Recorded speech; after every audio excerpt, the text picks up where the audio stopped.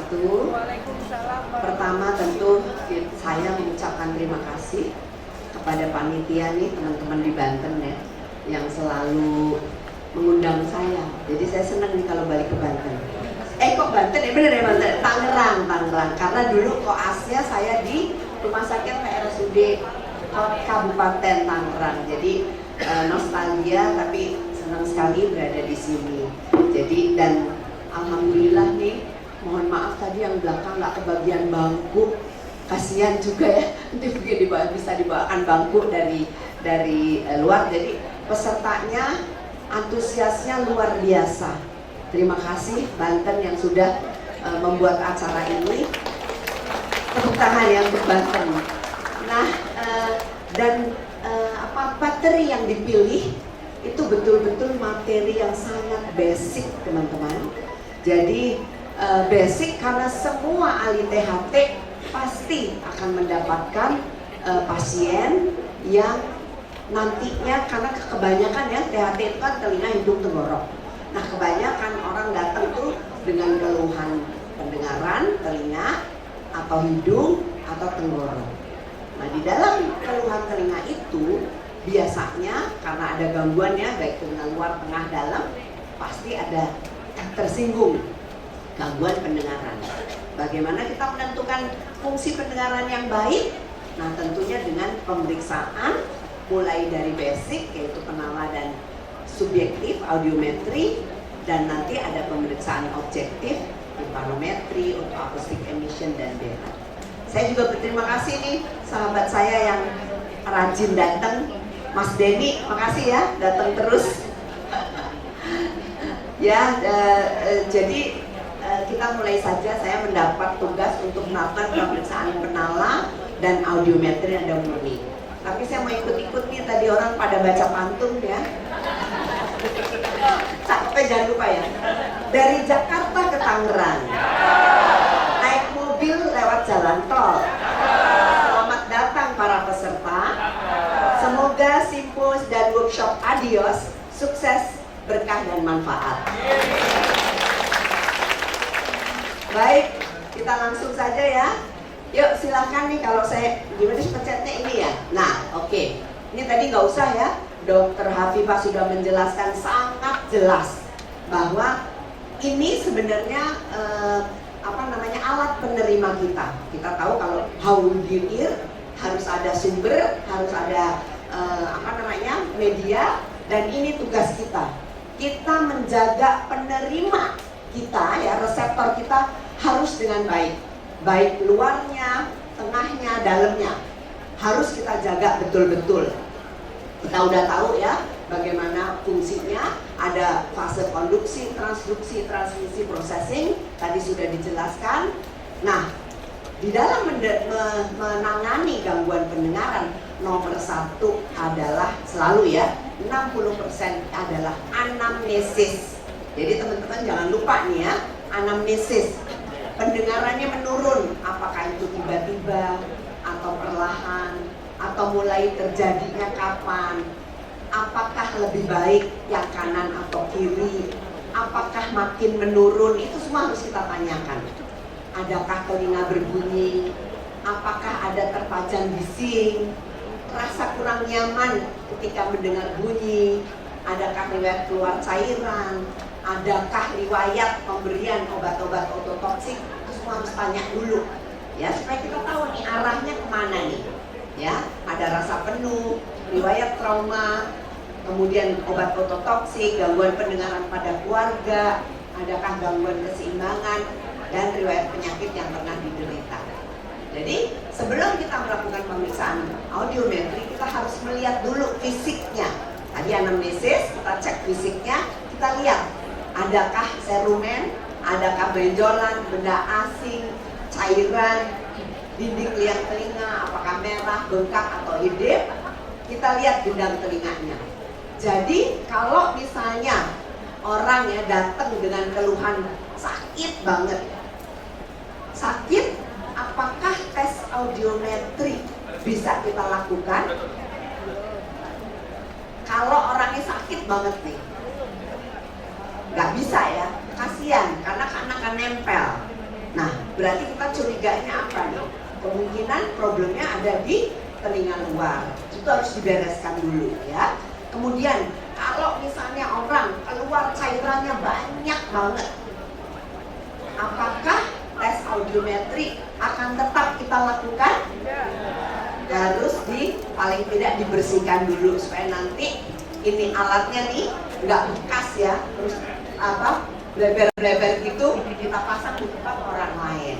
Nah itu semua pentingnya pemeriksaan otoskopik sebelum melakukan tes audiometri. Kemudian pemeriksaan garpu tala. Nah tadi sudah disampaikan pemeriksaan penala ini adalah pemeriksaan yang sangat penting karena pemeriksaan audiologi itu tidak bisa bergantung pada hanya satu pemeriksaan. Pemeriksaan lainnya itu sangat membantu untuk kita saling mengkonfirmasi hasil pemeriksaan tersebut. Jadi kita jangan lupa ya, tes penala ini penting dan murah. Garpu tala itu murah, jadi harus punya. Tes ini adalah tes kualitatif, ya. Dia nggak valid kalau untuk memeriksa kuantitatif karena dia tidak bisa menilai derajatnya. Anak lebih dari 7 tahun yang kalau kooperatif bisa dilakukan, alatnya bisa dibawa kemana-mana, bisa screening awal terutama Weber, kemudian bisa memprediksi gangguan pendengaran. Ini adalah garpu talanya. Cara menggetarkan garpu tala ini teman-teman udah tahu ya semuanya ya, nggak usah detail lagi ya. Pokoknya nggak boleh kena benturan yang berat. Kemudian posisi garpu tala ada tes Rine Weber Swaba, tadi sudah dijelaskan oleh Dr. Hafifah. Jadi jangan lupa kalau Weber ya letakkan di sini ya, di tengah atau di sini atau di atas kepala sini.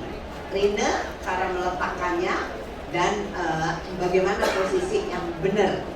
Jangan ada deadlock ya. Posisi dari garpu talanya ini. Tes Rine membandingkan antara hantaran udara dan hantaran tulang. Saya nggak usah mengulangi ya, cepat aja ya. Nanti kalau ada pertanyaan silahkan. Terus penilaian Rine ada mana lebih besar, tulang atau hantaran udara. Lalu Weber untuk menilai hantaran tulang lebih besar kanan atau kiri yang disebut sebagai lateralisasi. Tes Weber ini ya untuk lihat lateralisasi, kalau konduksi lateralisasi ke sisi sakit, sensori neural lateralisasi ke sisi yang sehat. Swaba ini sebenarnya membandingkan hantaran tulang yang diperiksa sama pemeriksa, tapi ini kelihatannya sudah tidak terlalu penting untuk dipakai kecuali di dalam untuk edukasi. Nah, sekarang kita sampai pada tes audiometri. Saya diingatkan waktunya ya, kayaknya ini panjang loh. Ya, jadi untuk melakukan pemeriksaan audiometri syaratnya satu, orang yang diperiksa harus kooperatif, tidak sedang kesakitan atau tidak sedang nyeri, mengerti instruksi, ya, bunyi di telinga biasanya harus bebas dari pajanan kebisingan supaya kita bisa mendapatkan yang threshold safe yang sebenarnya, bukan yang temporary. Alat audiometri harus terkalibrasi, pemeriksa mengerti cara menggunakan, sabar dan telaten. Lalu ruang pemeriksaan, biasanya kedapnya dengan background noise-nya 40 desibel A. Ya, jadi ini syarat dari pemeriksaan audiometri. Makanya informed consent harus disampaikan sebelum kita melakukan pemeriksaan audiometri. Ini untuk teman-teman operator ya, sampaikan dulu apa yang akan kita lakukan supaya pasien mengerti dia harus ngapain. Ya, teman-teman operator jangan segan-segan untuk menjelaskan apa yang akan kita lakukan. nanti Bapak dengar bunyi seperti ini. Kasih contoh dulu bunyi yang benar-benar jelas. Misalnya di frekuensi 1050 desibel, nanti Bapak akan dengar bunyi seperti ini. Makin tinggi atau makin rendah, ya. Lalu alat harus dikalibrasi, ya. Cek harian, kontrol secara visual, cek dengan mendengarkan bunyi stimulus. Ini terutama teman-teman yang operator ya nanti ya, ini benar-benar harus dicek karena kita nggak tahu apakah penyimpanan alat audiometer kita benar. Jangan-jangan nanti kabelnya itu digrogotin trikus, ya itu terjadi. Jadi harus dilihat. Kemudian semua switch dicek, apa longgar atau terlalu keras. Semua kabel headphone terpasang dengan baik, earphone cushion bantalannya dalam keadaan baik. Lalu kalibrasi dengan telinga yang normal. Kemudian dicek linearitas hearing level dengan menggunakan frekuensi 2000 dan kenaikan 5 desibel. Kenaikan ringan tetapi jelas tanpa ada suara tambahan-tambahan yang lain. Jadi jangan ada apa ya namanya ya, syuting gitu, apa segala macam itu jangan ada. Jadi harus benar-benar dicek benar ya. Taruh di telinga kita sendiri, kita lihat benar nggak sih bunyinya seperti ini yang akan nanti didengar oleh pasien. Kemudian cek linearitas frekuensi, cek kabel, diset pada 2000, lihat 60 desibel dengan continuous tone sambil mengubah posisi kabel supaya tidak menimbulkan suara lain. Cek tombol untuk pemberian stimulus pada 2000 dan 60 desibel, tidak timbul suara lain. Cek suara di sekitar pada saat memakai headphone dan cek keketatan headband di kepala. Lalu kalibrasi audiometer, cek rutin setiap 4 bulan, sound pressure level dan linearitas attenuator, cek tahunan, frekuensi, rise time check, harmonic distortion check. Ini boleh minta tolong ke vendor ya, yang punya alatnya. Kalibrasi circuit speed, kalibrasi vibrator bone conduction, dan kalibrasi stimulus muscle. Ini contohnya ya, ini adalah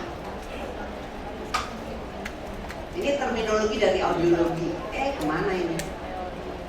Ya, jadi ada hearing level, hearing threshold level, sound pressure level, dan sensation level.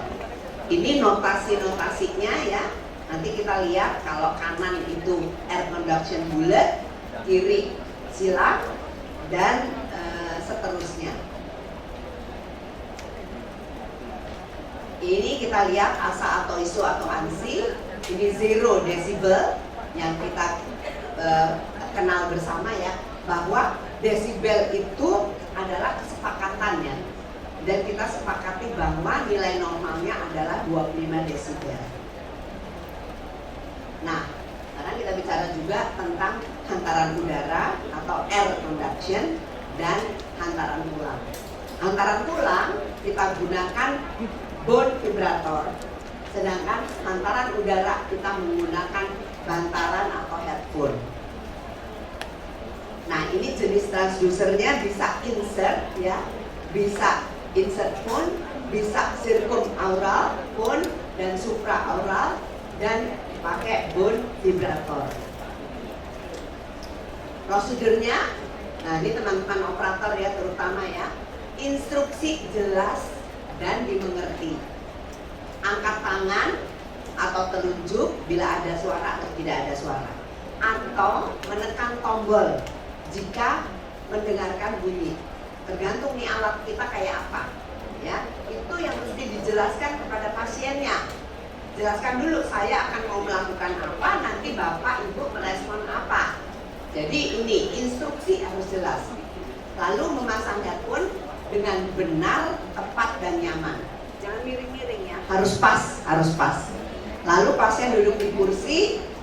Kalau kita nggak punya pembatas ya, misalnya dia tidak di dalam booth, pasien nggak boleh melihat kita, si pemeriksa. Dia nggak boleh, karena kalau di kesehatan kerja, pasien itu bisa ngapalin. Aku mau dapat kompensasi nggak? Kalau mau dapat kompensasi, aku ngapalinnya bunyinya kayak apa ya? Karena harus setiap tahun. Ya, tetapi kalau di klinis dia baru pertama ya tentunya dia nggak, sehingga dia nggak usah melihat kita saja, itu udah cukup ya. Pemberian sinyal 1-2 detik. Lalu urutan pemeriksaan, periksa dulu telinga yang lebih baik supaya kita dapat gambaran dan pasiennya mengerti, oh bunyinya begitu ya. Jadi nanti kalau pas nggak dengar, dia tahu juga bahwa dia tetap memencet ketika kita berikan bunyi yang levelnya lebih tinggi lagi. Mulai dari 40 desibel, bunyinya 1 detik mulai dari 1000 Hz, 40 desibel, kemudian 60 mild ya, kalau dia nggak dengar langsung 60. Kalau tidak ada respon, naikkan intensitas 20 desibel, pakai dan turunkan 10 desibel, naikkan 5 desibel setelah berurutan ya. Nah misalnya dia nggak dengar, naikin aja langsung 20. Tapi begitu dia dengar, kita turunkan 10. Kalau dia nggak dengar, naikkan lagi 5 desibel. Dia dengar lagi, turunkan lagi 10. Dia dengar, naikkan lagi 5. Pokoknya kita harus bermain seperti itu. Tapi kalau teman-teman operator nanti sudah terbiasa, kita akan terbiasa dengan melakukan uji ini. Prof, izin Prof 3 menit lagi. Nih, urutan pemeriksaan. Oke, saya sebut ya, abang dengar ditentukan 50% respon yang benar. Selanjutnya frekuensi 2000, 3000, 4000, 6000, 800.000, kembali lagi ke 1000. Pemeriksa pada frekuensi 500 dan lanjutkan 250 Hz ya. Bila ada perbedaan 20 desibel atau lebih antara dua frekuensi, harus dicek setengah frekuensinya. Hindari standing wave ya. Hal yang sama dilakukan untuk telinga lainnya.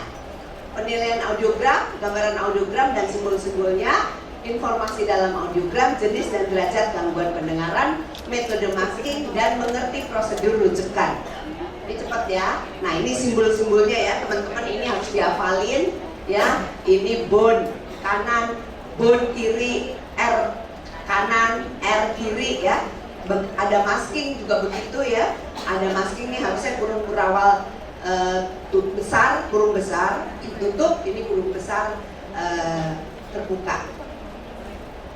Terus, nah ini ya, nanti Dr. Widayat akan menjelaskan lebih jelas lagi bagaimana kita melakukan masking dengan notasi-notasi ini. Ini masking R kiri, masking bone ya, bone masking kanan, bone masking kiri. Nah ini simbol-simbolnya ya, hantaran udara, kemudian habis nah ini ya, simbol hantaran tulang ya, seperti ini. Kemudian jenis gangguan pendengaran. Nah ini teman-teman harus paham betul mana yang konduktif, mana yang sensorineural. Cocokkan dengan hasil tes penalar.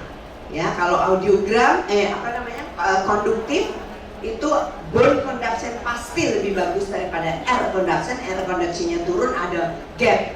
Kalau sensorineural, air conduction, bone conduction berimpit. Kalau campur, air conduction turun, bone conduction bisa turun tapi ada gap, atau juga bisa kombinasi yang ininya bagus, nada tingginya turun tapi tetap ada gap, itu tuli campur ya. Ini kita tahu ya semuanya, kalau normal seperti apa, konduktif, bone conduction-nya normal, kemudian sensorineural dua-duanya turun, kemudian tuli campur. Nah kalau derajat gangguan pendengaran ya, ada normal, mild 25-40, moderate 40-55, moderate severe 55-70, severe 70-90, profound lebih dari 90 ya. Jadi nggak ada tuli total ya, tapi tuli sangat berat atau profound. Ya, ini contoh-contohnya, nanti kita praktek ya. Praktek teman-teman supaya tahu persis ini kiri, ini kanan, mana air conduction, mana bone conduction. Ini kirinya berimpit, sensorineural, ini turun juga lebih dari 30 desibel bone conduction-nya, ini air conduction turun ada gap, kemungkinan ini udah mulai tuli campur yang ringan. Ini juga begitu ya. Ini ada gap sebenarnya, tapi apakah dia memenuhi syarat konduksi? Kadang-kadang rinenya masih positif karena bedanya cuma 10 desibel. Tapi ini ada komponen konduktif nih sebenarnya. Ya, tapi kalau ini jelas bedanya 20 desibel, tapi ininya juga udah di 30. Berarti bone conduction-nya udah turun juga kan, lewat dari 25. Kemungkinan ini udah mulai tuli campur. Ya, itu yang harus diperhatikan, mengapa harus dikomunikasikan dengan tes penala. Ya, ini sama ya, coba. Nah, ini juga begitu. Ini bedanya dikit banget, 5 desibel ini tidak memenuhi syarat ya untuk gap. Jadi ini kemungkinan tulis sensori neural. Ini juga begitu, ini nggak memenuhi syarat untuk gap ya, karena gap itu harus 2 berturut-turut. Nah, kita harus lihat, cocokkan dengan penala. Ya, apakah benar ini tuli campur apa masih tapi kalau ini mah tuli campur ya, karena bone conduction-nya udah turun. Air conduction-nya ikut turun. Ya, tapi ada gap sedikit. Tapi ini udah menuju ke sensori neural. Nah, jadi kita nggak, ini namanya tes yang kuantitatif, tapi masih subjektif. Jadi kita harus kombinasikan dengan penala, makanya penala itu sangat penting. Ya, ini yang disebut sebagai dynamic range ya. Ini apa yang disebut sebagai unconvertible ya di sini sampai 100 desibel. Ini gambarnya terbalik ya, 100 harusnya di bawah. Ini di atas kan, ini 20 ya. Jadi hati-hati teman-teman ya, kalau baca gambar kayak gini kita jangan terkecoh. Kok unconvertible di atas ya? Padahal ini maksudnya 100 desibel SPL. Ini yang normalnya di sini ya. Ini juga begitu nih. Ini terbalik ya, gambarnya harusnya begitu, tapi nggak apa-apa, ada yang gambar seperti ini, kita jangan terkecoh. Nah, ini loudness discomfort level, frekuensi 1 sampai 8, tes dilakukan terpisah pada masing-masing telinga. Instruksi akan diberikan bunyi selama 3 detik, beritahu apakah kekerasan bunyi tersebut masih dapat diterima atau tidak. Mulai dari frekuensi 1060 desibel A dengan intensitas bunyi dinaikkan setiap 5 desibel dan stimulus diberikan selama 1 atau 2 detik sampai dengan LDL-nya tercapai. Ulangi pemeriksaan sekali lagi sehingga dapat hasil yang berulang. Nah, alhamdulillah. Aku pikir masih banyak. Baik, terima kasih. Nanti teman-teman jangan ragu-ragu waktu praktek, tanyakan sedetail-detailnya. Karena ini basic banget teman-teman. Tadi Dr. Sudirman sudah menyampaikan ya, banyak sekali hal-hal yang terjadi yang ternyata salah pemeriksaan audiometrinya. Hasil audiogramnya pun salah. Harusnya dia normal, terbaca konduktif. Karena tidak dilakukan masking. Harusnya dengar di sebelah, karena tidak di masking, maka dia akan mendengarnya itu masih di yang masih dengar, padahal dengarnya di sebelah. Ya, jadi kita kadang-kadang salah memprediksi hasilnya. Terima kasih, lebih kurangnya mohon maaf. Assalamualaikum warahmatullahi wabarakatuh.